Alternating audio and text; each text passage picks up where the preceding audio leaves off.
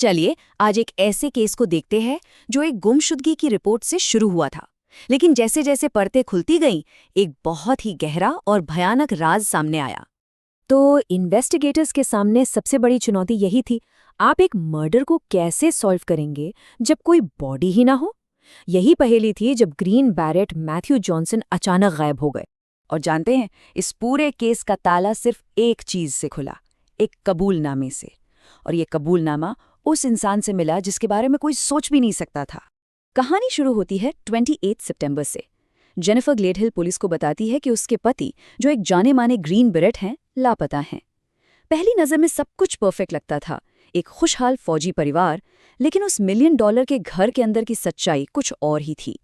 अब आप देखिए, बाहर से दुनिया को क्या दिख रहा था, एक सम्मानित फौजी और उसका प्यारा सा परिवार, लेकिन अंदर की हकीकत वो बिल्कुल अलग थी। तलाक की बातें चल रही थी, रिश्ता बेहद खराब था और अपमान भरे टेक्स्ट मैसेज भेजे जा रहे थे। ये उस परफेक्ट तस्वीर के बिल्कुल उलट था। और देखिए, हत्या से कुछ ही दिन पहले एक कोर्ट कमिश्नर ने जेनिफर की प्रोटेक्टिव ऑर्डर की अर्जी खारिज कर दी थी। उनका कहना था कि रिश्ते में दोनों ही तरफ से झगड़ा था। अब ये फैसला कितना भयानक साबित होने वाला था, ये किसी को नहीं पता था। तो जैसे जैसे जांच आगे बढ़ी, एक बात साफ होती गई कि जेनिफर एक दोहरी जिंदगी जी रही थी, और उसका यही राज इस केस का सबसे बड़ा सुराग बनने वाला था। तो पता चला कि जेनिफर का एक सीक्रेट अफेयर चल रहा था, और यही अफेयर सिर्फ मर्डर का मोटिव नहीं था। ये वो कड़ी थी जिसने पुलिस को उस गवाह तक पहुंचाया जो पूरी साजिश का पर्दाफाश करने वाला था। और बस यहीं से केस ने एक ऐसा मोड़ लिया जिसने सब कुछ बदल दिया। एक ऐसा कबूलनामा सामने आया जो इतना चौंकाने वाला था कि उसने इस केस को पूरी तरह से खोल कर रख दिया। सोचिए, हत्या के ठीक अगले दिन 22 सितंबर को जेनिफर ने अपने प्रेमी को सब कुछ बता दिया। अब जाहिर है वो डर गया, और उसने एक ऐसा फैसला लिया जिसने इस केस की दिशा ही बदल दी। उसने अगली फोन कॉल रिकॉर्ड कर ली। उस रिकॉर्डिंग में जेनिफर की आवाज में जो ठंडक थी, वो हैरान करने वाली थी। अपने पति के बारे में उसने कहा, वो एक इंसान नहीं था, वो मैट नहीं था। मतलब वो उसे एक इंसान के तौर पर देख ही नहीं रही थी। और बात यही नहीं रुकी, वो और भी अजीब बातें करने लगी। उसने खुद की तुलना क्वीन ऑफ हार्ट्स से की और कहा, इनके सिल कलम कर दो। ये दिखाता है कि हिंसा को लेकर उसका नजरिया कितना आम और डरावना था। और जब उसके प्रेमी ने पूछा कि क्या उसे डर नहीं लगता, तो उसका जवाब सुनिए, अगर मैं इसके लायक होती तो नहीं। इस एक जवाब में उसकी पूरी मानसिकता दिख जाती है। कोई पछतावा नहीं, कोई अफसोस नहीं।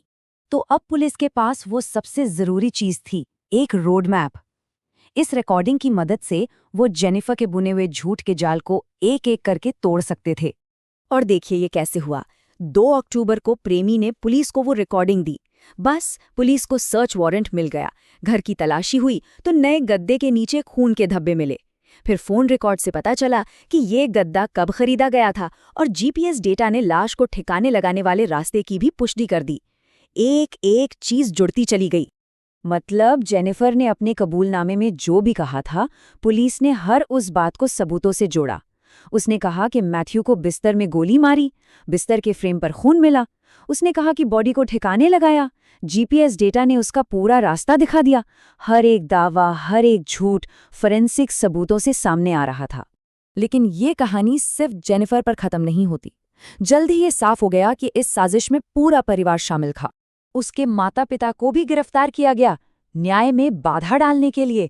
उन्होंने पुलिस से झूठ बोला कि वो घर पर कितनी देर थे, सबूत मिटाने में मदद की, और बात करते करते गलती से ये भी बोल दिया कि जहां घटना हुई थी। मतलब अपराध को छुपाने की कोशिश में वो खुद ही जाल में फंसते चले गए। तो इतने सारे सबूतों के बावजूद इस केस की सबसे बड़ी और दुखद पहेली अब भी अनसुलझी है। 70 से भी ज्यादा लोग, पुलिस, फौजी दोस्त, सब मिलकर मैथ्यू को ढूंढ रहे हैं, लेकिन आज तक उसकी बॉडी नहीं मिली है। आप जरा इस टाइमलाइन पर नजर डालिए। 21 सितंबर को हत्या होती है और 2 अक्टूबर तक जेनिफर गिरफ्तार हो जाती है।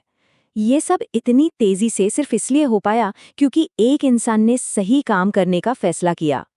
फिलहाल जेनिफर ग्लेडहिल ने हत्या के आरोपों से इनकार किया है और वो हिरासत में है। केस काफी मजबूत है, लेकिन कानूनी प्रक्रिया अभी चल रही है। और आखिर में ये हमें एक बहुत ही परेशान करने वाले सवाल के साथ छोड़ जाता है कि 3 बच्चों की एक माँ एक ऐसे राज को छुपाने के लिए जिसे वो छुपा भी नहीं सकी, इतनी जिंदगियां कैसे बर्बाद कर सकती है?